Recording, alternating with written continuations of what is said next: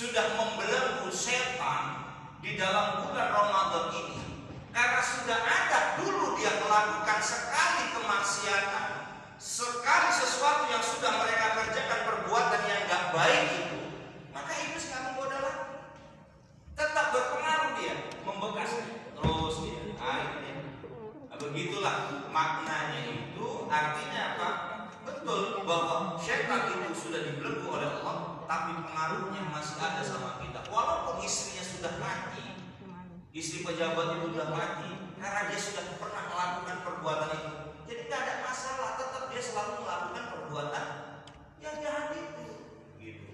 Maka perbuatan kemaksiatan, perbuatan kezaliman, perbuatan yang dibenci oleh Allah, kalau bisa, kata Jalaluddin Rumi, jangan pernah dilakukan walaupun itu sekali. Jadi jangan pernah dilakukan kejahatan itu, apapun bentuk kejahatan, apapun bentuk yang tidak baik dalam hidup ini, jangan pernah sekali dilakukan. Kalau nggak itu terus. Jadi fungsinya iblis itu cuma menggoda saja, membisikkan saja. Kalau tidak dan kita bisa menahannya itu, disitulah dia akan berputus asa. Nah, gitu deh. Maka dari itu, ibu-ibu yang dimuliakan oleh Allah, kita semua bapak-bapak, kalau ada peluang kemaksiatan jangan pernah kita lakukan. Maka kata takwa itu, takwa dalam makna yang sesungguhnya, takwa itu apa itu? Kenapa orang yang berpuasa itu dikasih takwa Allah? Ya, gelar kaki itu kepada Allah, kepada kita, takwa itu apa Ustaz? Begini. Sebenarnya takwa itu begini, sesuatu peluang kemaksiatan, ya, ada peluang kemaksiatan, lantas peluang itu nggak kita gunakan, nggak kita ambil peluang itu, nggak kita kerjakan, maka disitulah takwa. Sama seperti begini, orang yang berpuasa itu kenapa dia puasa dapat takwa?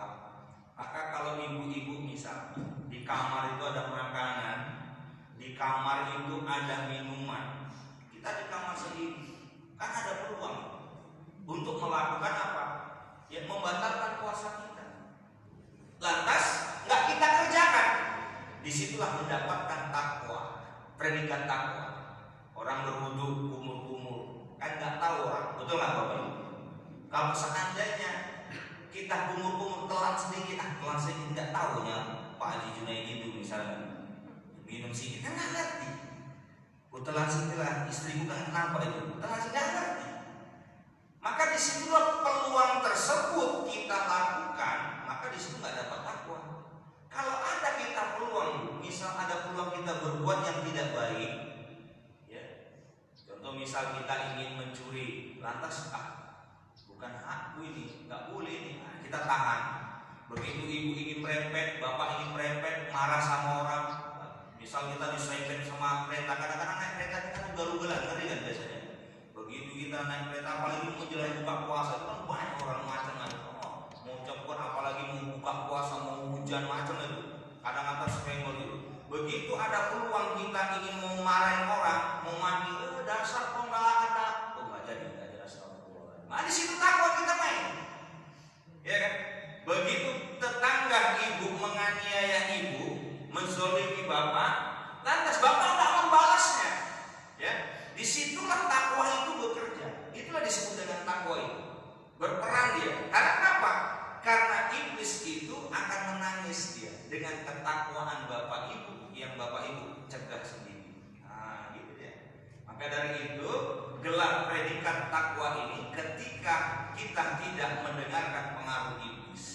Jadi kalau mau kita lihat orang yang di luar masjid untuk melaksanakan ibadah, yang tidak melaksanakan ibadah dengan orang yang melaksanakan ibadah itu lebih banyak yang di luar tidak melaksanakan atau lebih melaksanakan? Lebih banyak mana? Tidak melaksanakan atau melaksanakan? Justru jawabannya Pak Ustaz, tidak melaksanakan perintah Allah. Berarti di luar sana itu banyak pengaruh iblis yang melekat sama dia. Banyak pengaruh syaitan itu yang sedang melekat pada dirinya. Maka betul kata Al-Ghazali itu, nggak meleset kata Al-Ghazali. Kenapa Ustaz? Hati manusia itu kan seperti lampu dinding, lampu teko, tahu kan Pak? Nah, lampu teko, lampu dinding. Hati manusia itu mirip seperti itu. Kenapa? Karena hati ini sebenarnya menyala. penciptaan Nabi Adam, semua ya iblis itu berkeliling melihat apa? Adam masuk dia. Jin itu bisa masuk ya dalam diri kita. Cuma satu yang nggak bisa dimasukin, hati. Maka dia nanya sama Allah, Tuhan, itu ruangan apa yang aku tidak bisa masuk ke dalamnya? Dan dia bercahaya. Apa jawaban Allah? Itulah hati manusia. Di dalam hati manusia itu ada iman. Di dalam hati manusia itu ada aku, kata Tuhan. Kalau manusia meyakini itu dan dia tembus ke situ, maka kau tidak akan bisa masuk. Kalau semua bisa masuk, maka jin itu bisa bersemayam dalam diri kita. Kadang-kadang ibu-ibu, bapak-bapak kita periksa badan kita. Kadang-kadang ibu sini kan, tiba-tiba diperiksa nggak ada apa-apanya. Asam urat pun aman, kan gitu ya. Kolesterol pun aman, tiba-tiba sakit. Di situ ada jin. Ya, tiba-tiba kita sakit, tak apa, gitu kan? Diperiksa, nggak ada apa kosong, semua di ronsen di WC nggak ada masalah. Di situ ada jin. Ya, jadi semua bisa masuk. Maka untuk menghapuskannya itu, ya, kata Nabi itu dengan apa? Ruqyah. Ada ruqyah mandiri, ada ruqyah yang dibantu oleh orang, tapi lebih bagus ruqyahnya mandiri. Bagaimana caranya, Ustaz? Memperbanyak zikrullah. Memperbanyak apa? Membaca Quran. Memperbanyak apa? Sedekah. Memperbanyak apa, Ustaz? Berinfak. Itulah yang akan menghilangkan pengaruh iblis dalam diri kita. Karena apa? Cahaya yang ada di dalam hati kita udah memantul. Begitu dia memantul, ini hilang. Jadi kalau nggak memantul, Bapak Ibu, ini lampu tempo itu kan hidup ya, hati itu tetap hidup. Tapi begitu hidup, cahaya itu nggak bisa tembus dan cahaya itu nggak bisa masuk. Kenapa? Karena gelap. Coba perhatikan lampu tempo. Kalau hidup lama kira-kira gelap atau terang? Nggak pernah punya lampu tempo. Kalau hidup aja terus, ini gelap apa terang? Gelap. Bisa terang, Ustaz. Caranya bagaimana? Dicuci lah, hilap lah, kan gitu kan? Nah, dicuci hilap lagi. Kalau enggak gelap, hidup aja terus nggak pernah dicuci, hati ini nggak pernah dicuci, lampu itu nggak pernah dicuci, gelap. Cahaya itu nggak bisa keluar. Ya. Jadi memantulkan kebaikan itu nggak bisa. Yang ada kejahatan terus.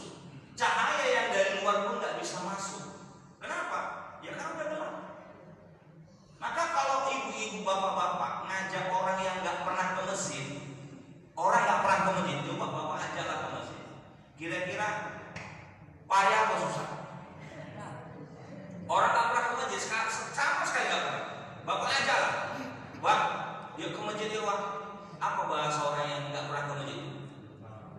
Kirim salam aja lah dulu, kirim salam. Ya kan, duluan aja, kan gitu. Macam-macam jawabannya.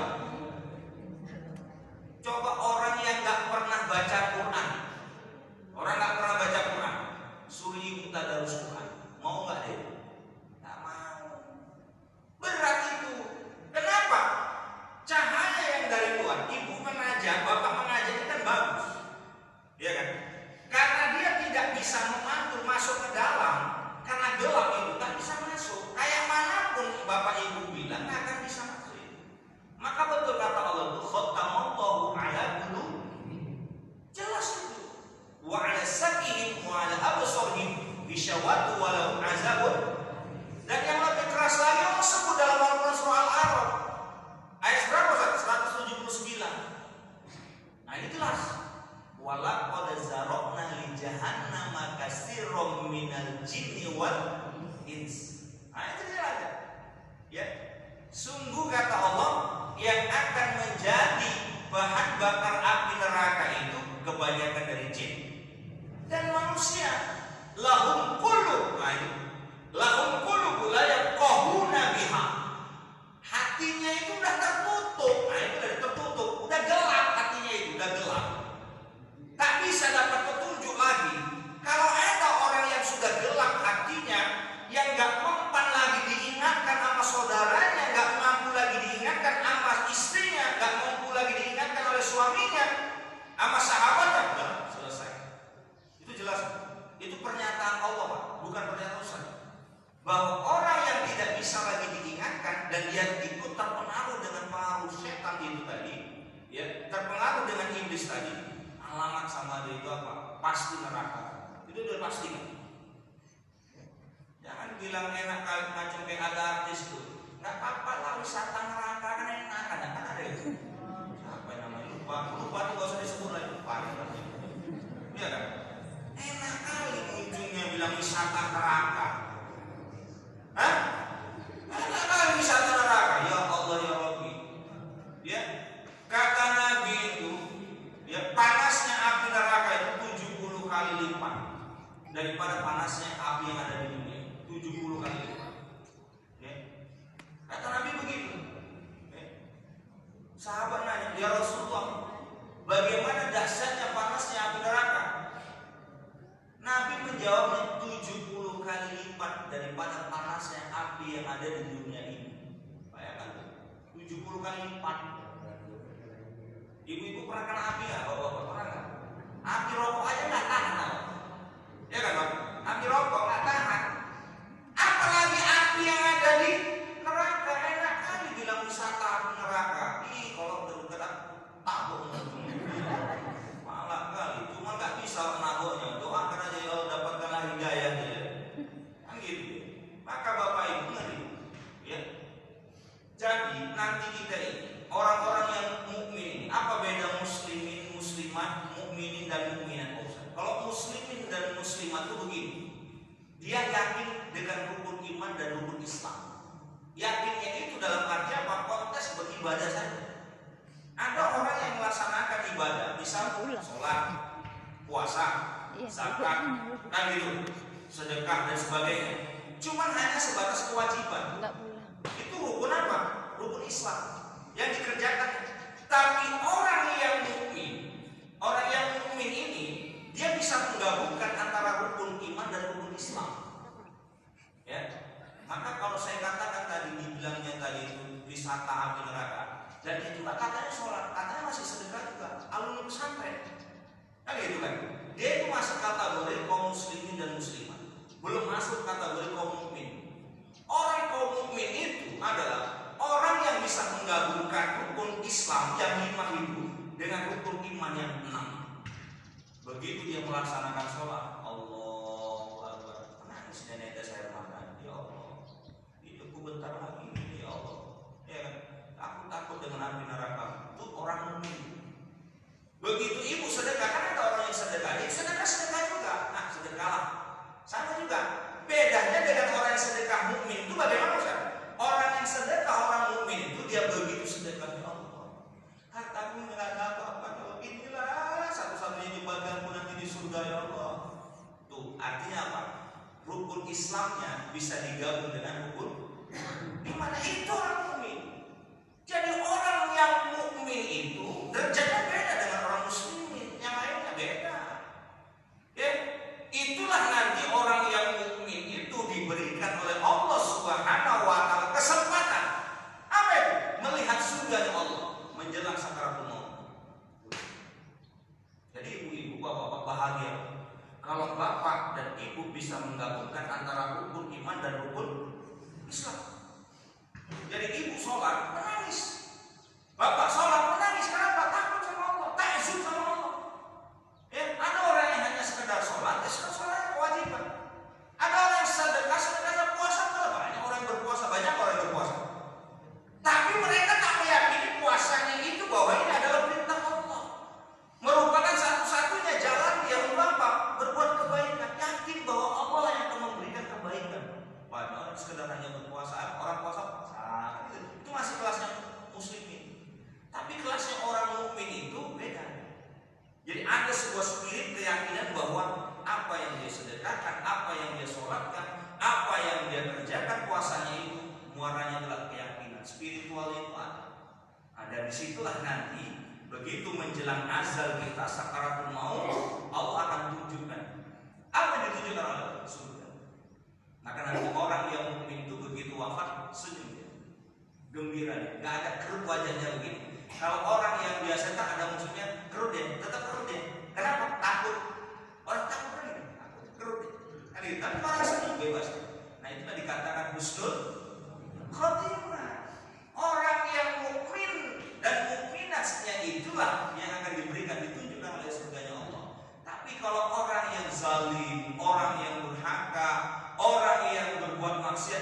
ditimbulkan neraka oleh Allah Subhanahu wa taala ke sakaratul maut. Maka nanti pun di alam kubur di sana, di barzakh tanah, dalam Al-Qur'an surah Al-Ghafir ayat 45 Allah juga jelaskan, ditunjukkan pagi, siang, petang dan malam. Nah, itulah bedanya orang yang kufur dan kafir. Maka itu beda Bapak Ibu.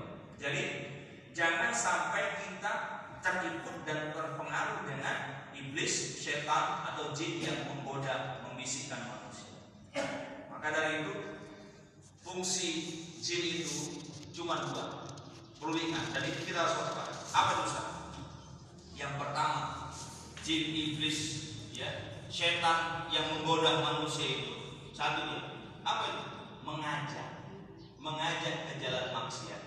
Jadi kalau ada orang yang mengajak jalan maksiat, jalan yang tidak baik, walaupun dia rupanya manusia, walaupun dia rupanya pejabat, walaupun rupanya adalah sebagai seorang istri atau suami, jangan diikuti.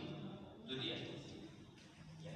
Yang kedua, ya, selain daripada dia mengajak dan menggoda, dia itu akan mempengaruhi kita sampai titik darah penghabisan. Maka level itu kan beda-beda. Ya, level itu beda-beda. Nanti kalau levelnya macam kayak ustadz ini, ini ngeri. Jinnya pun tipe ustadz juga. Level yang Pak Haji Junaidi sama juga, dia sudah ke Ka'bah juga. Ya, nengok sana juga nanti akan menggoda. Kan begitu. Levelnya ibu-ibu juga beda-beda. Kan gitu. Jadi tergantung dia. Makin tinggi dia kiai, makin level besar lagi tingkatan jin, iblis, setan itu akan menggoda kita. Hati-hati. Oke. Yang kedua,